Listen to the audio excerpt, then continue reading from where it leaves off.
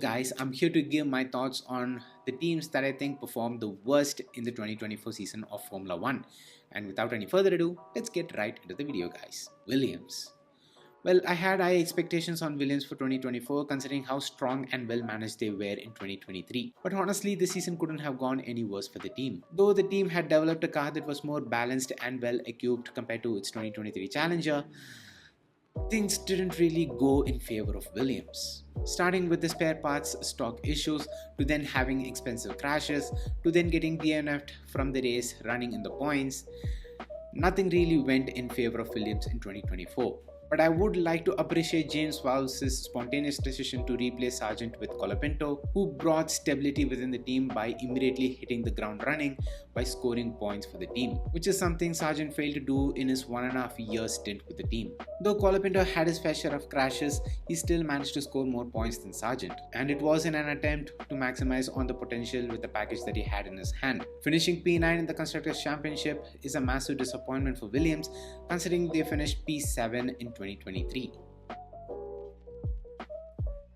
Sauber has to be the biggest disappointment of 2024, with the team making one of the most unforgivable mistakes with the lug nut issue.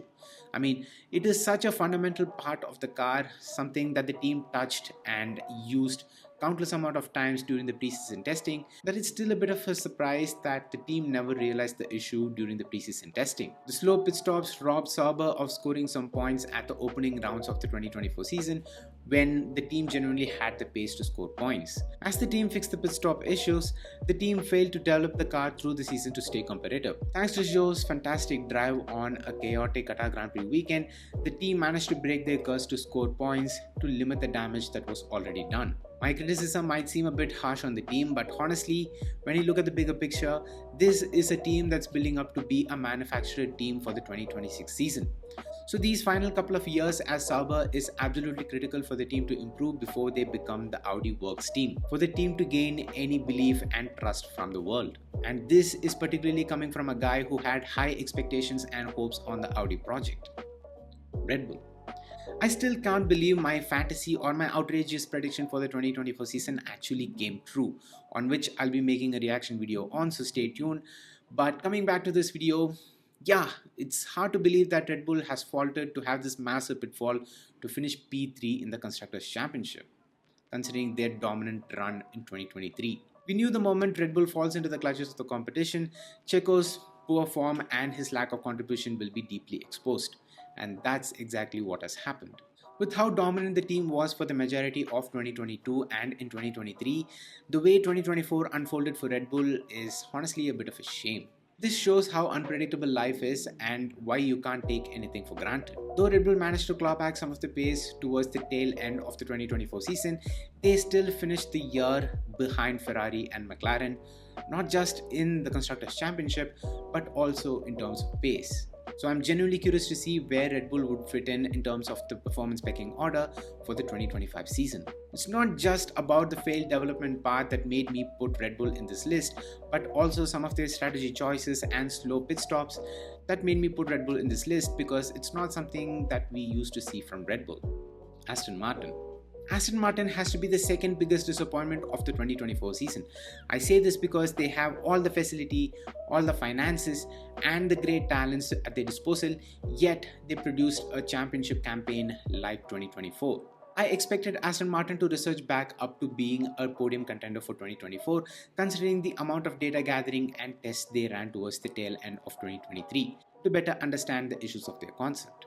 But Aston Martin once again continued their trend of making the car slower with each upgrade fitted to the car. What's shocking is the fact that the team is still struggling to get on top of the issues. I mean, it's one thing to not know the reason behind why they're quick, but it's a whole another thing to not know the reason behind why they're slow, especially with the amount of data that Aston Martin has gathered to analyze and compare between their early season strides in 2023 to the latter. They should have been able to narrow down on the issue to gain more expertise on their own concept, but they haven't done that. Seeing them struggle to scrape points out of every race weekend in 2024 was honestly both funny and shocking at the same time, with the amount of money and resources that they have at their disposal. Knowing what Fernando Alonso is capable of, I genuinely expected Aston Martin to deliver him a better car to work with. At this point, the man deserves a break from overachieving with a mediocre car. I don't know about you, but I personally would love to see what Fernando Alonso can do with a quick car that can win races across the season. I mean, we've seen it with Hamilton, with Vettel, and with Verstappen with what they can do with a dominant machine. But it's been a very long time since we've seen Fernando Alonso with a dominant car. So I'm curious to see what he can do with it.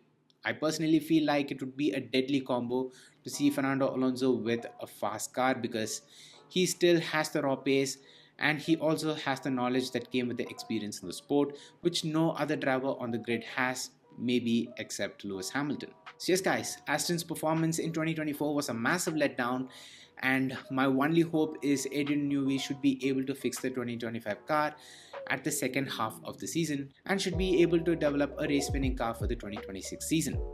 Also hoping that Honda should be able to develop a fantastic engine like how they have done for the past 5 years.